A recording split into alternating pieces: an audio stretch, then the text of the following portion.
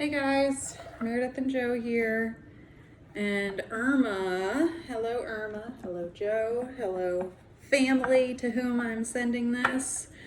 I am going to take the next couple days and make a few how-to videos of just how I've been doing my bread. This is Irma. She's a bajillion years old, sourdough starter. She doesn't look like most sourdough starters. Joe wants to play with her. If you look up YouTube videos about sourdough starters, typically they're fed with flour and sugar. This is a potato and sugar. It was originally from a russet potato many moons ago.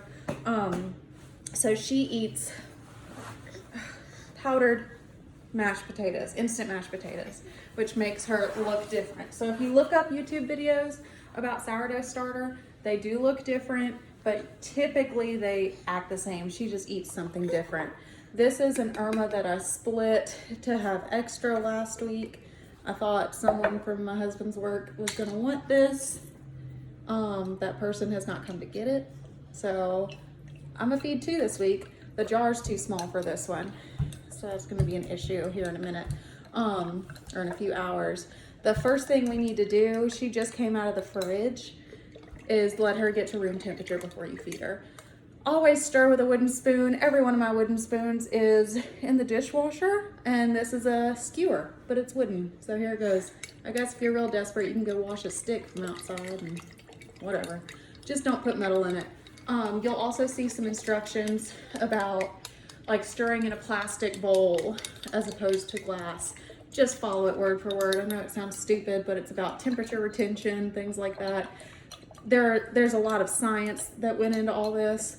Don't waste your time worrying about it, but anything wooden will work. So give her a good stir and then let it get to room temperature. And then I will see y'all for feeding time. Say bye. Alrighty, peeps. Camera quality is not doing so hot. We're gonna make it work though. All right, so Irma is at room temperature. I'm giving her a decent stir with my wooden spoon. You kind of go as a scooping motion. Pull up from the bottom. And this is a junk jar. So as I've said before, this is my actual Irma jar. It's a 32-ounce mason jar. This was maybe a pasta sauce jar. I ran out. I'm trying to have enough Irma for cinnamon rolls tomorrow that take 3 cups, and you never want to go below your 1 cup mark. So just because this is obviously more than 3 cups right here, I can't count a whole cup from that jar because I have to have that as my nesting starter. All this is, y'all, is a bacteria. So if you are intimidated by it, you're overthinking it. Bacteria needs oxygen, moisture, can't be too cold or it won't do anything. So it's super simple. She is going to eat 3 tablespoons of instant mashed potatoes and 3/4 of a cup of sugar, and then 1 cup of warm water per entity. And I'm actually about to split her again because these jars are going to end up too big.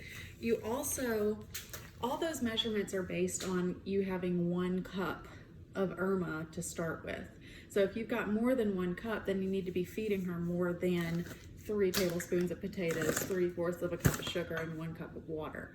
So I need to get all these back down to 1 cup anyway. So here we go. Let's do some measuring. I'm doing glass jars. You want to stick with glass for this part of the process. I don't know why. It's something to do with temperature retention. I don't know. Who knows? Who knows? All right, hang tight. So I'm actually going to end up using a measuring cup to house her as well.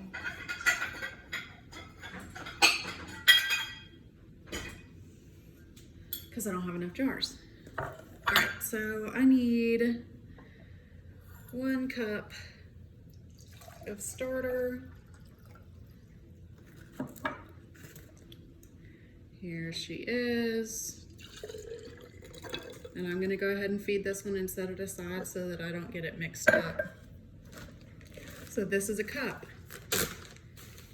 Anytime you're working with a cup of starter, it eats 3 tablespoons of instant mashed potatoes. You're gonna get sick of hearing me say that. 3/4 of a cup of sugar, and 1 cup of warm water. Now, one mistake you can make is getting the water too hot, because warm for us is not warm to bacteria. We have that 98-degree body temperature. So for it to be warm to the touch for us, that means it's like gotta be more than 98. So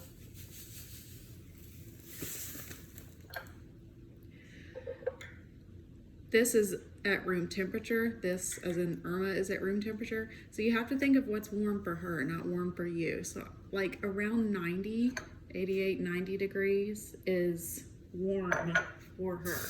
You can burn and kill the bacteria. So I like to get out my handy dandy instant read thermometer. My water is at going between 81 and 82, so we'll give that a second. I'm gonna have to get some more sugar before I feed her again. Or feed my other 2 that I'll end up with.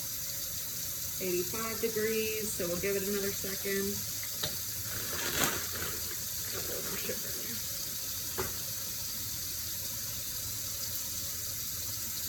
92, one more warm, that's okay. Adjust it down, 90. All right. 1 cup of warm water. Again, warm to the bacteria, not warm to you. 98-degree human.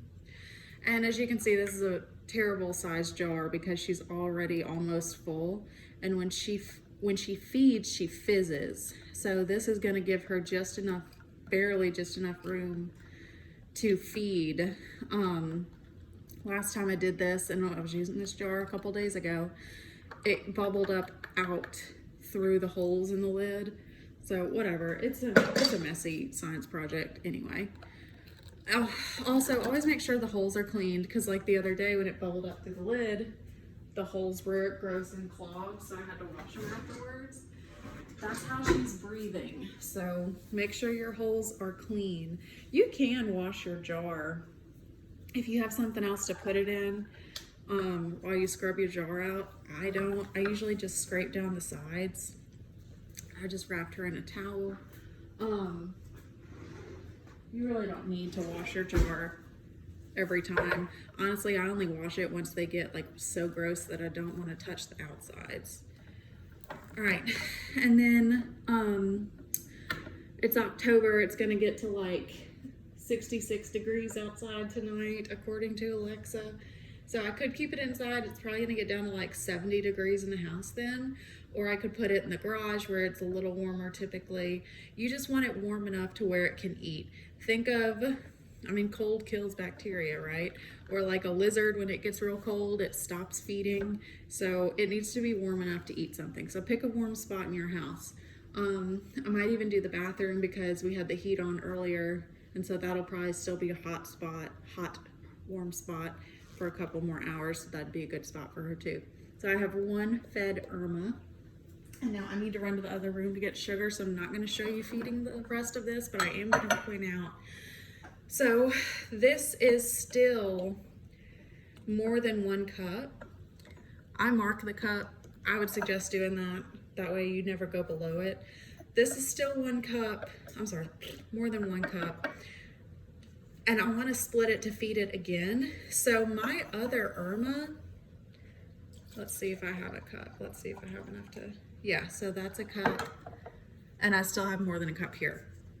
I'm gonna feed Irma in this glass measuring cup, and instead of a lid, because obviously there is no lid to this, I'm just gonna do a paper towel with a rubber band over it because she can breathe through the holes in the paper towel.